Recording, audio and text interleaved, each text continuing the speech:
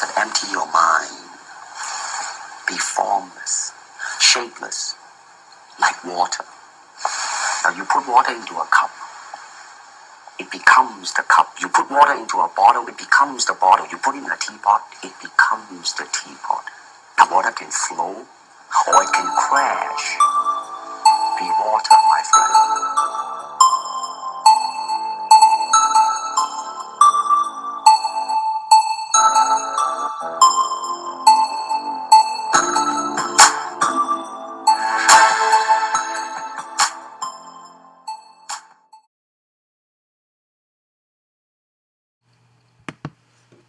How much, we may ask, is a man really worth?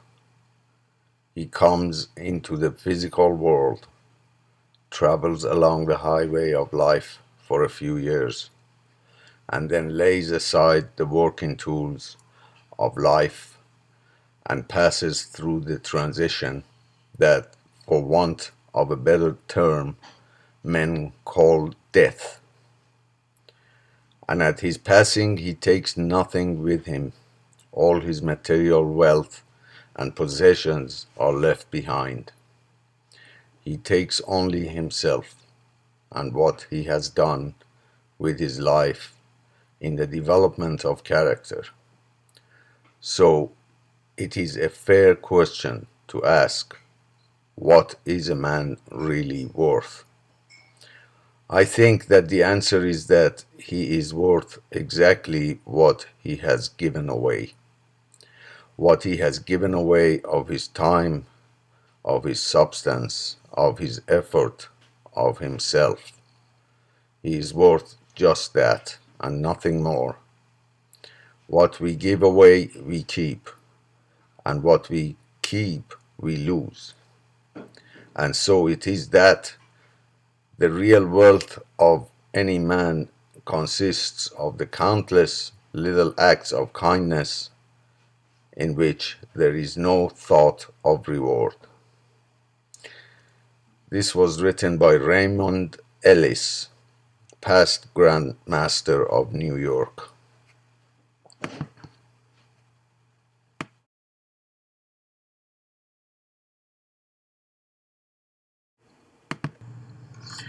Memorization of words is simply not enough.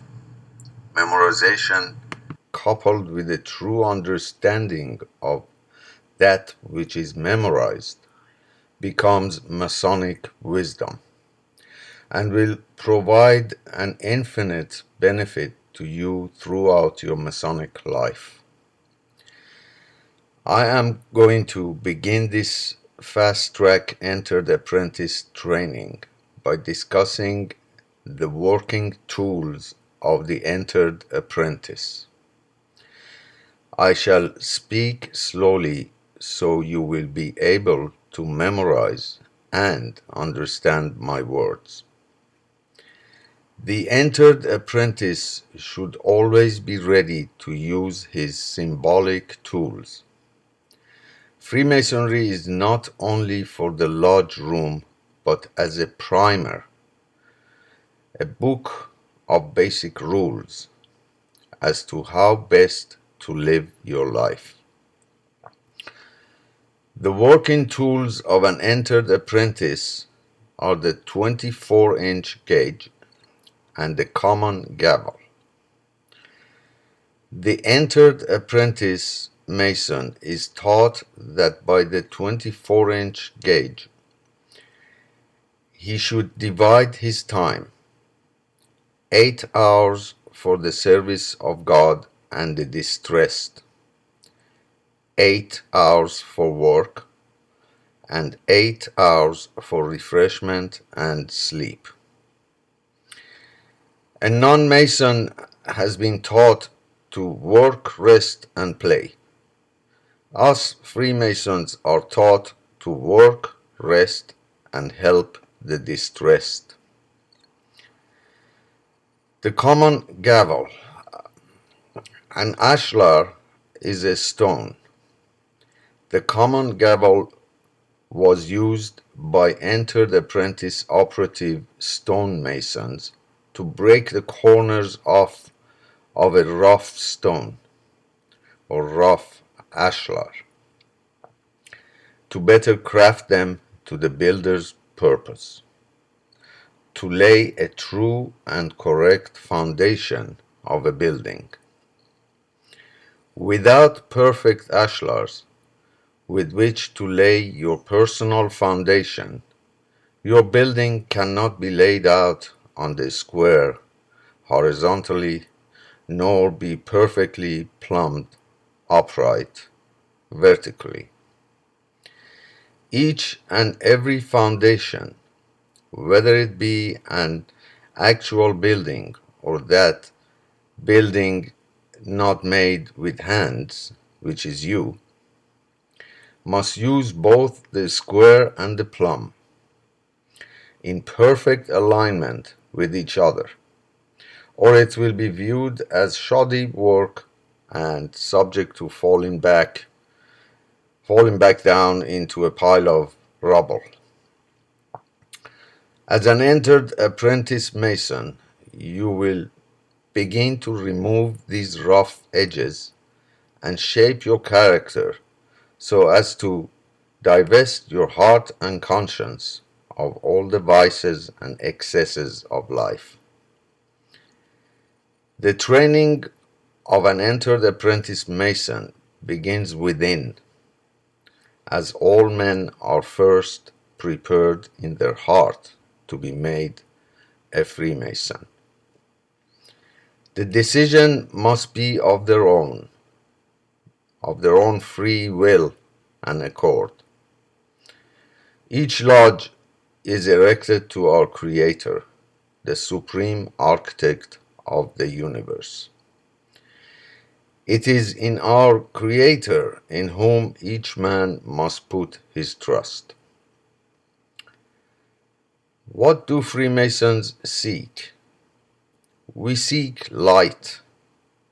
Light represents knowledge. All Freemasons continually seek more knowledge. What is circumambulation, or why am I walking in circles? In the center of the lodge room is an altar on which resides the Holy Book or Scriptures. Early man circled these altars on which burned the sacrificial fires which connected him to his Creator. Beginning in the east toward the west, by way of the south, circumambulation was a part of all religious observances. It was performed in the ceremonies of ancient Egypt and down through thousands of other ceremonies throughout history. When the candidate first circles the lodge room about the altar, he is walking step by step in the same footsteps of every shade of man who has ever existed on earth, each of whom have worshipped the Most High by this form of humble imitation. Circumambulation is not a mere parade or ring around the rosy, but represents a ceremony of sacred significance, linking each and every man who takes part in it with the spiritual aspirations and communion with our Creator, sought by our ancestors too, long before us. Circumambulation teaches us that no single man alone, without a true and trusted friend in whom we can confide, can always unfailingly find his way home. Masonry teaches us that we live and walk by faith, not by sight, and the understanding of that fact is the beginning of wisdom.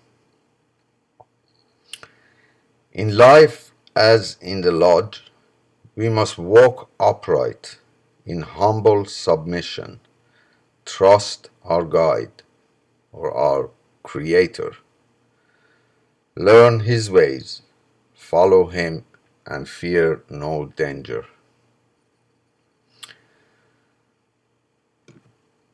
Rights of an entered apprentice. What are the rights of an entered apprentice Mason? 1. He may enter the lodge room only when it is open on the first degree. 2. He has the right of instruction by competent brethren to obtain suitable proficiency in the work of the first degree, which may make him suitable to receive his second degree. He must be diligent in learning, and to the best he is able, he will suit such time and place of learning to that of his instructors.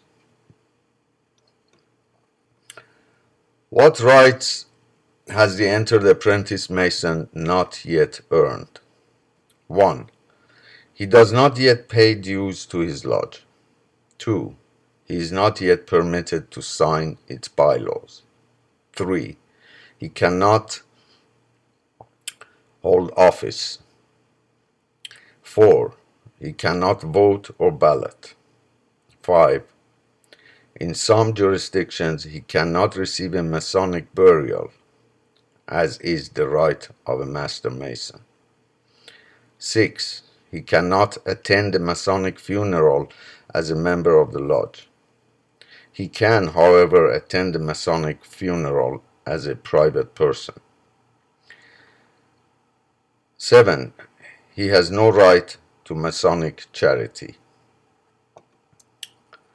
Within the lodge room, 7 Master Mason members of a lodge must be present to open a lodge of entered apprentice Mason. There are 12 officers in most lodges. The worshipful master sits in the east. The senior warden sits directly across the room from him in the west. The junior warden sits in the south. The north is always dark.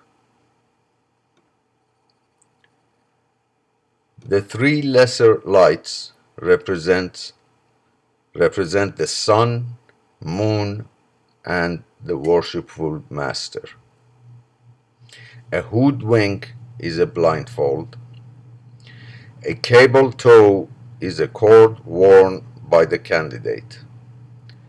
The opening of the Holy Scriptures, Bible or other sacred books, signifies the lodge is open.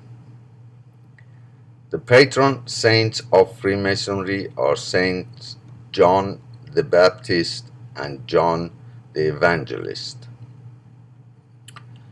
The significance of the Masonic entered apprentice obligation is evidence of the candidate's sincerity of purpose.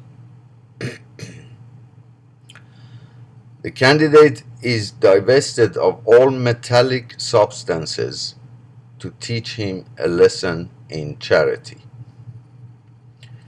Just as the first stone of most buildings' foundations was historically laid at the northeast corner, the entered apprentice Mason is placed in the northeast corner of the lodge to signify that he is beginning to lay a true and correct foundation for his Masonic journey through life. 3 raps of the worshipful master's gavel mean that everyone should rise. A coven is an eavesdropper who masquerades as a Mason and attempts to steal the secrets of Freemasonry without having gone through the necessary Masonic education to fully obtain their true meaning and usefulness. The apron flap of an entered apprentice Mason is turned up. This represents the operative entered apprentice Mason of old who were bearers of burden and turned their apron flap up to prevent them from soiling their clothes while performing their operative stonemason work. The single number which is most often seen and used within Freemasonry is the number 3. The 3 supports of the lodge are wisdom, strength, and beauty. Now, basic summary of what you have learned. Via the entered apprentice Mason degree, the initiate is taught the necessity of a belief in God, of charity towards all mankind, more especially a brother Mason, of secrecy, the meaning of brotherly love, the reasons for relief, the importance of truth, the advantages of temperance, the value of fortitude, the peace and safety provided by prudence, and the equality of strict justice. He is charged to be reverent before God, to pray to Him for help, to venerate Him as the source of all that is good. He is exhorted to avoid excesses of all kinds and to practice the golden rule. He is admonished to be quiet and peaceable, not to countenance disloyalty and rebellion, to be true and just to both his government, to be true and just to both his government and his country, to be cheerful under its laws. The entered apprentice Mason is charged to come often to lodge, but not to neglect his business, not to argue about Freemasonry with the ignorant, the profane, or anyone with anti-Masonic sentiments. It is his obligation to learn Freemasonry and to keep Freemasonry's secrets secret.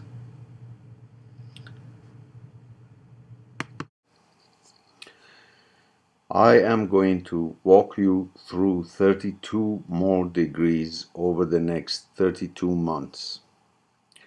1 degree per month.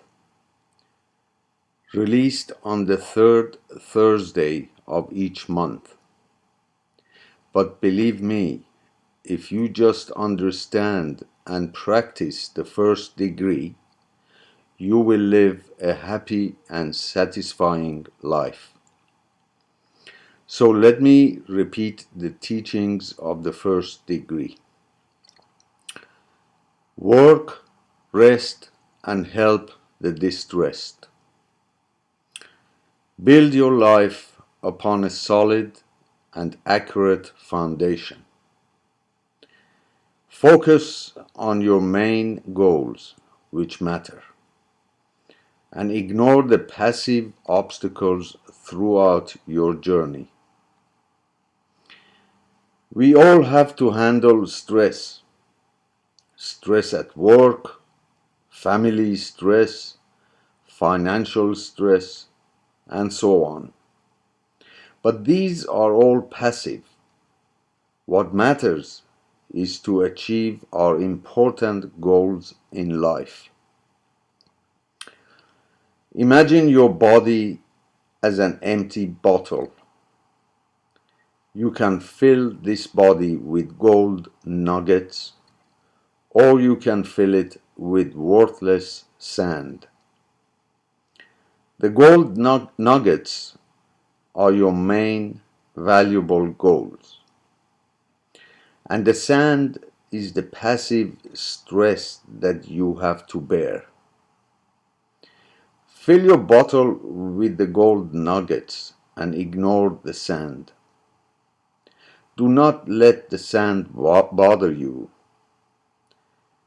If your main goal is money and you achieve such goal, use it towards a just cause, because you won't take a penny of it in death. Yes, we all think of leaving money for our children, but if they learn the Masonic secrets, they will succeed in life in a proper and honest way and make their own money.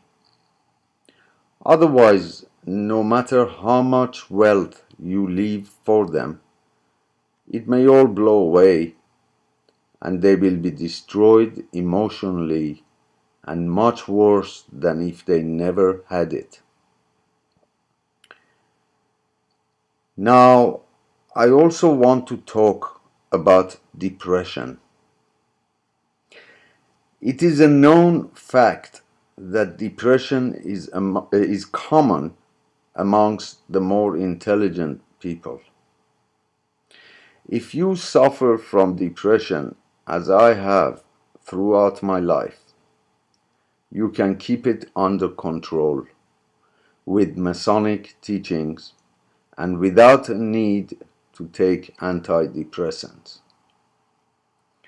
Just memorize, learn, and practice the secrets which I will be releasing over the next 32 months.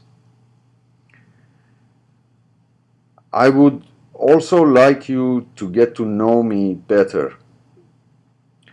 Go to my Facebook wall,